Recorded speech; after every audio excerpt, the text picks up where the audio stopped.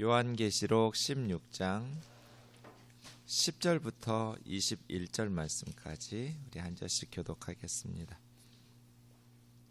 또 다섯째 천사가 그 대접을 짐승의 왕좌에 쏟으니 그 나라가 곧 어두워지며 사람들이 아파서 자기 혀를 깨물고 아픈 것과 종기로 말미암아 하늘의 하나님을 비방하고 그들의 행위를 회개하지 아니하더라.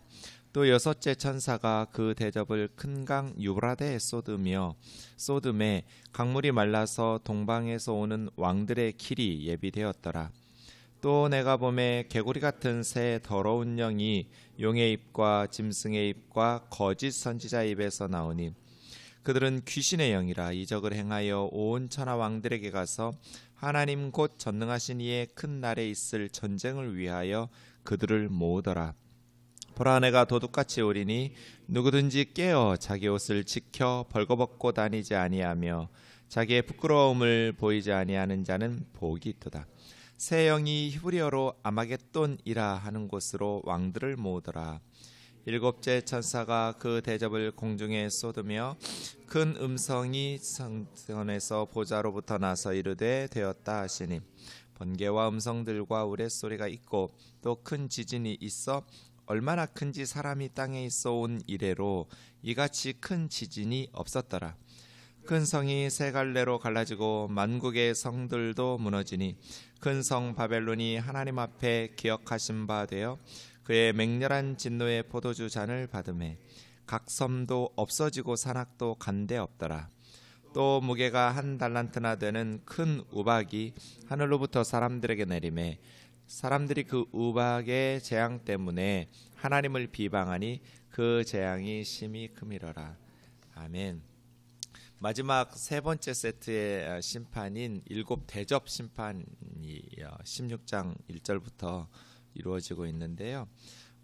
이게 이제 첫 번째는 땅, 두 번째는 바다와 강, 세 번째 대접은 물의 샘, 강과 물의 근원이고요. 네 번째 대접은 하늘에 있는 자연계였습니다. 그래서 첫 번째부터 네 번째까지가 인간들이 삶의 환경이라고 할 수 있는 자연계에 부어졌고요. 다섯 번째 오늘 본문부터 보면 짐승, 여섯 번째는 용, 일곱 번째는 바벨론. 그러니까 두 짐승과 용과 바벨론은 악의 세력들이거든요. 그 악의 세력에 대한 심판이 이어지고 있습니다. 심판의 내용들 보면 출애굽의 10가지 재앙과 비슷하게 이렇게 맞아갑니다. 출애굽이라는 것은 하나님의 백성들을 죽이고 학대하고 그렇게 박해했던 애굽 제국에 대해서는 심판이지만 그 출애굽의 10가지 재앙은 하나님의 백성 이스라엘 백성들의 입장에서 보면 구원이죠. 그래서 악의 세력에 대한 심판과 하나님의 백성에 대한 구원이 동전의 양면처럼 진행된 것인데요. 요한계시록의 말씀들도 마찬가지예요. 그래서 제가 성도들이 요한계시록을 읽으면서 불안해하고 두려워했다면 잘못 해석한 거다. 요한계시록은 성도들을 박해하고 죽이고 그런 어떤 학대하는 악의 세력에 대한 우상 숭배에 대한 악의 세력에 대해서는 심판의 메시지지만 그 가운데에서 고통받고 있었던 하나님의 백성들에게 있어서는 구원의 사건이 출애굽기에 요한계시록의 심판의 메시지이다. 동전의 양면처럼 악의 세력에 대한 심판 또 하나님의 백성에 대한 구원 이것이 계시록의 심판의 메시지였습니다. 10절을 보겠습니다. 다섯 번째 대접입니다. 그 대접을 짐승의 왕좌에 쏟으니 첫째 짐승, 둘째 짐승이 있었죠. 네, 어제 주일에도 우리가 살펴본 것처럼 용, 사탄이 예수님의 지상 사역 때문에 땅으로 쫓겨났고 땅으로 쫓겨났던 사탄은 물론 그 이전에도 세상 사람들을 미혹했죠. 사탄이 하는 목적은 세상 사람들을 거짓말로 속여서 멸망의 길로 끌고 가는 것, 하나님과의 관계를 이간질시켜서 멸망의 길로 가는 것. 진짜 못 헤쳐먹었죠. 지나 망할 거지 왜 사람들까지 자기가 받을 하나님의 심판에 끌고 가냔 말이에요. 미혹해서. 왜 그러겠어요? 그것을 하나님께서 가장 가슴 아파하신다라는 걸 알기 때문이죠. 하나님의 백성, 하나님의 형상으로 만든 사람들이, 그러니까 어찌 보면 사탄은 시기 질투가 많은 거죠. 하나님과 사람들이 사랑 가운데에서 좋은 관계로 사랑으로 하나 되는 것을 그걸 못 보는 거예요, 사탄은. 그래서 하나님께서 아끼고 사랑하시는 사람들을 미혹해서 멸망으로 끌고 가면 이제 하나님께서 가슴 찢어지게 아파하신다라는 것을 알기 때문에 사탄은 사람들을 미혹해서 멸망으로 끌고 가죠. 그런데 그 사탄이 사람들에게 자기를 숭배하라고 하지 않아요. 결국 배후에 사탄이 숭배를 받고 있는데 짐승을 대리인으로 내세우죠. 첫째 짐승이죠. 그리고 둘째 짐승이 나와서 첫째 짐승을 섬기도록 사람들을 또 미혹하고, 또 그 첫째 짐승을 섬기지 않으면 다니엘이나 새 친구나 그렇게 사자굴이나 풀무불에 넣은 것처럼 죽이고 박해하는 것, 짐승이죠. 그래서 짐승의 왕좌예요. 용이 짐승에게 권세와 능력과 보좌를 주었잖아요. 13장 2절에서 그렇게 짐승의 보좌에, 왕좌에 다섯 번째 대접의 심판이 쏟아졌어요. 그러니까 짐승의 왕좌에 쏟아졌다, 심판이 임했다라는 것은 이제 하나님의 구원이 거의 완성되고 있는 거죠. 한 복판에, 본부에다가, 짐승의 왕좌에다가 쏟아버렸으니까요. 그 나라가 곧 어두워지며, 이게 이제 아홉 번째 흑암의 재앙하고도 비슷한데요. 아홉 번째 재앙, 흑암 속에서 살아가게 됨. 근데 사실은 하나님께서 예수 그리스도의 복음, 예수 그리스도께서 빛이시잖아요. 세상의 빛 예수 그리스도.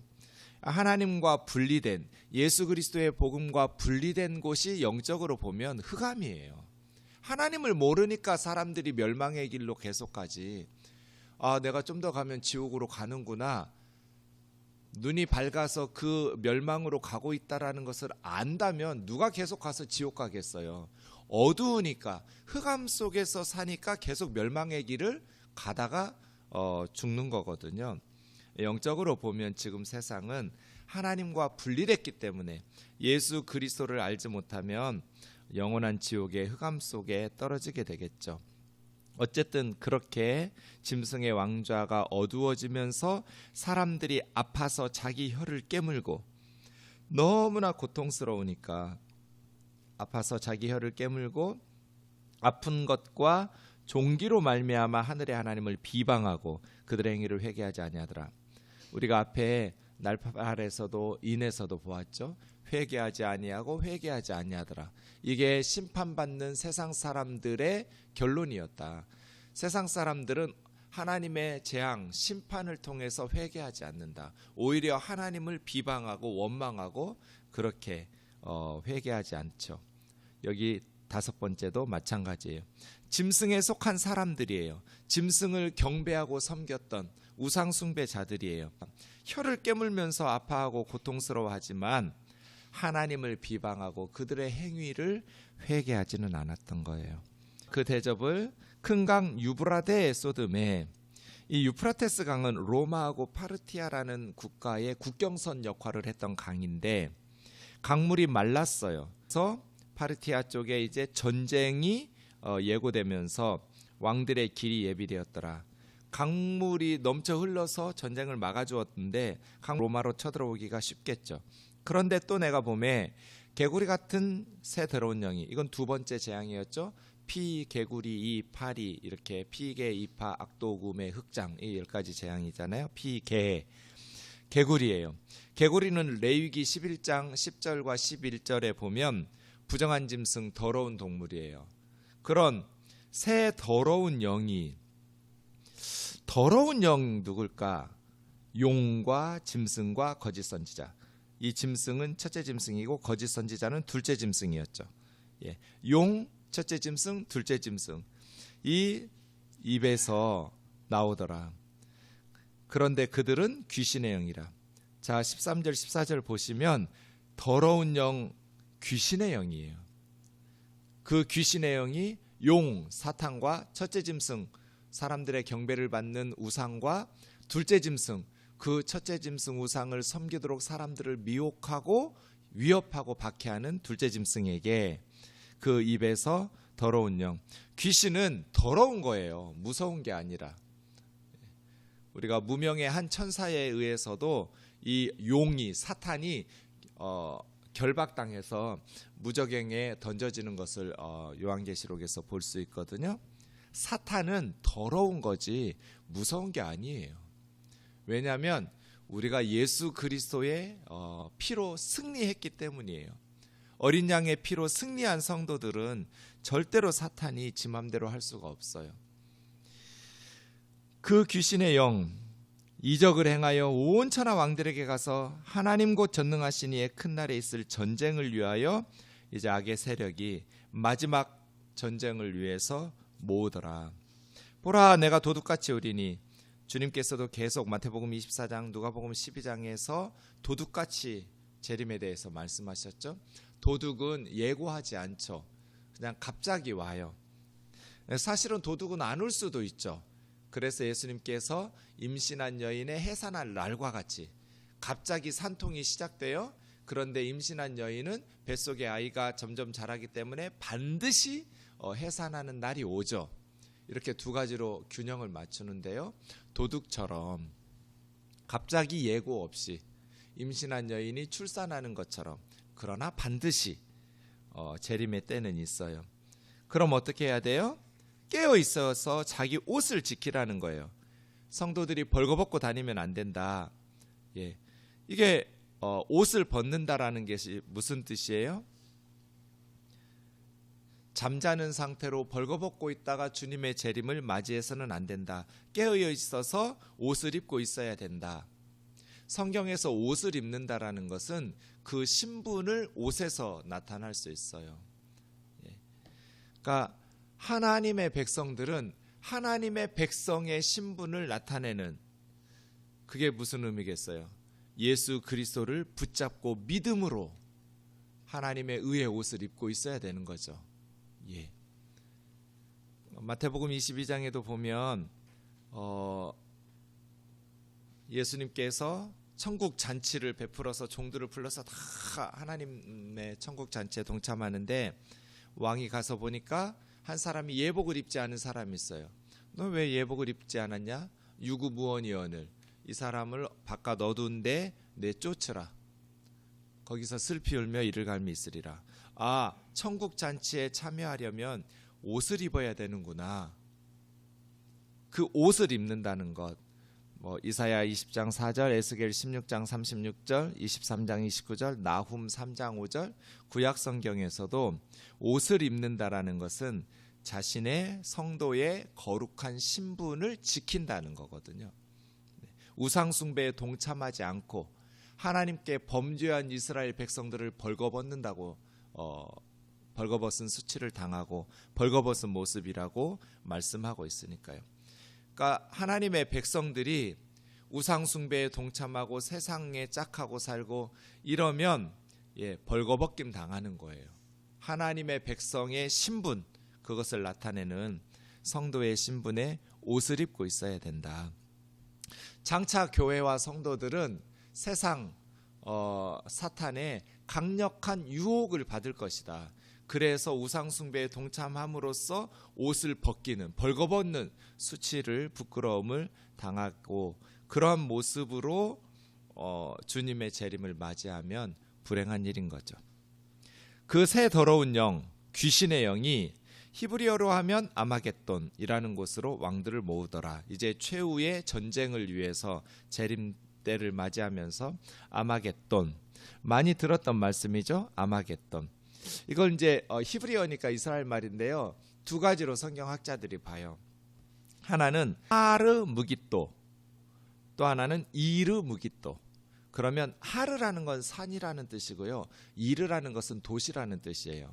그래서 무깃도의 산 혹은 무깃도의 도시. 무깃도는 기송관 밑에 있는 지명이에요. 근데 구약 성경에서 무깃도라고 말하면 전쟁과 심판에 관련돼서 주로 사용되는 도시 이름이에요. 사사기 5장이나 열왕기상 18장이나 열왕기하 23장이나 스가랴 12장에 보면 하나님의 백성들을 압박하는 그러한 왕들이 패배당한 곳이 무깃도고요. 거짓 선지자들이 패망하는 곳이 무깃도고요. 네, 하나님의 백성들을 잘못된 우상숭배의 길로 이끌었던 왕들이 죽임을 당하는 심판을 받는 장소가 무깃도였고요. 네, 하나님을 배역한 이스라엘의 애통하는 그런 고통을 무깃도 골짜기의 애통 이런 식으로 표현하기도 해서 무깃도 하면 전쟁이나 하나님의 심판이 진행되는 그러한 장소로 기손강 밑에 있는 무깃도, 그래서 아마겟돈 이 말은 무깃도의 산 혹은 무깃도의 도시에서 세상의 어떤 지리적인 구체적인 장소가 아니에요.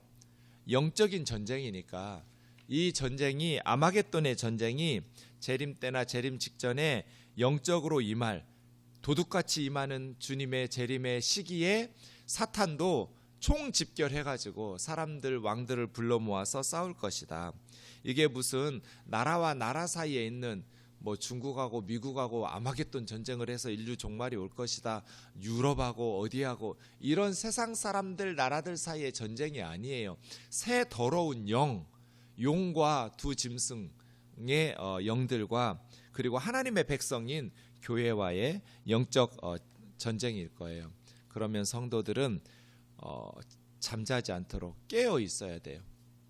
내가 보면 교회들이 너무나 긴장을 안 해요. 계속해서 사탄은 성도들을 미혹할 거거든요. 거짓말로 속여서 멸망의 길로 이끌어가는, 항상 우리 주변에는 그런 미혹의 영들, 성도들을 멸망으로 끌고 가려고 하는 사탄의 역사가 있다라는 것을 기억하셔야 돼요. 그래서 교회가 깨어서 말도 절제해야 되고요. 또 성도들이 시험에 들지 않도록 서로 돌아보고 기도로 영적으로 충만해야 되고요. 말씀 바르게 가르치고 말씀 공부 열심히 해야 되고요.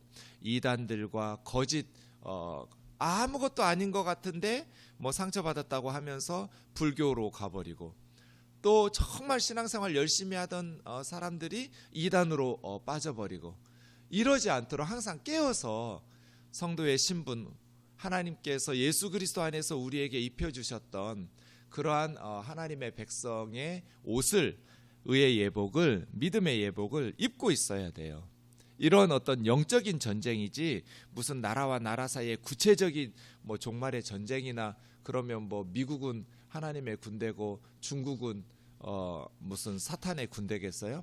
중국에 지금 기독교 인구가 제일 많아요. 숫자적으로 보면 전 세계에서 크리스찬의 숫자가 제일 많은 나라가 중국이에요. 그러니까 어디에도 그리스도인들도 있고 우상 숭배자들도 있고 이런 것이지, 구체적으로 어느 나라는 선한 편이고 어느 나라는 악한 편이고 이런 어떤 구체적인 물리적인 전쟁이 아니다. 아마겟돈 전쟁은 영적 전쟁이고 도둑같이 임하실 주님이 오실 즈음에 재림 때 있을 그런 영적인 싸움이다. 그럼 성도들은 어떻게 하냐? 깨어 있어라. 벌거벗고 있지 않도록 옷을 입고 있어라. 그게 6번째 대접이에요. 17절, 7번째 천사가 대접을 공중에 쏟음에 큰 음성이 성전의 보좌로부터 나서 되었다. 뭐가 됐겠어요?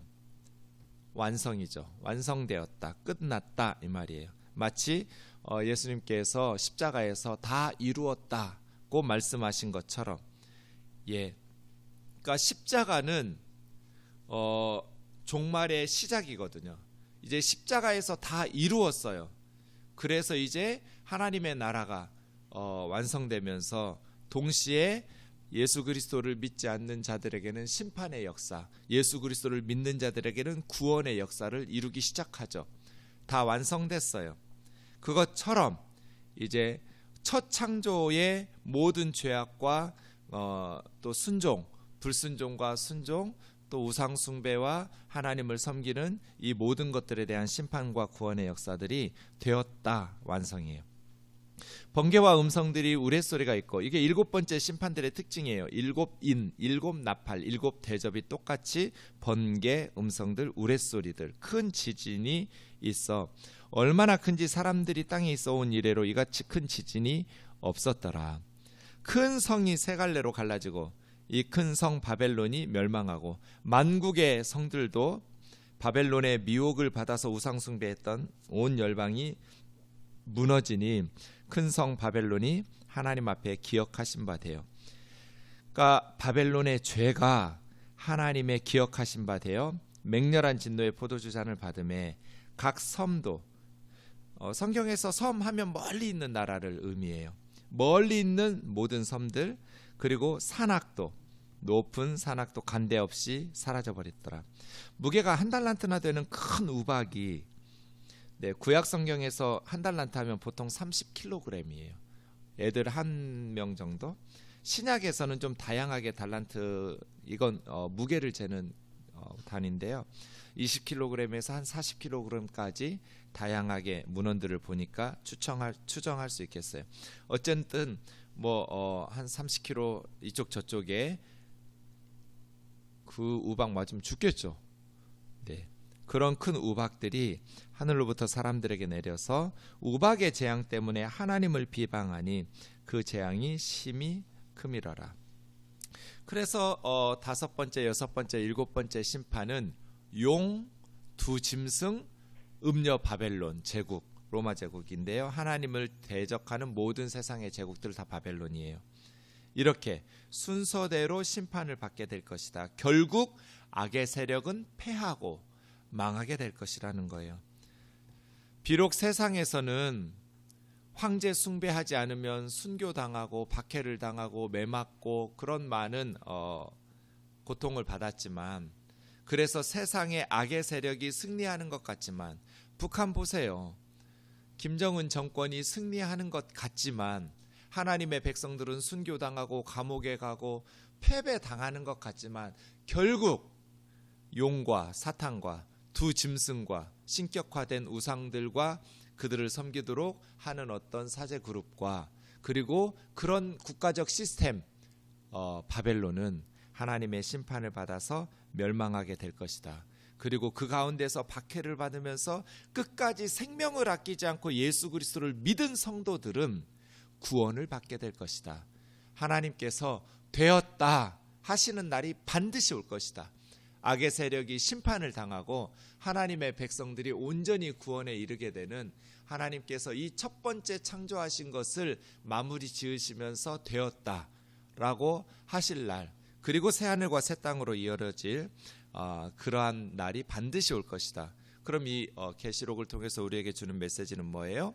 결국 멸망으로 가게 될 용과 짐승을 숭배하고 따르지 마라. 어떤 일이 있어도 어린 양의 피 예수 그리스도를 붙잡고 믿음을 잃어버리지 마라. 깨어 있어라.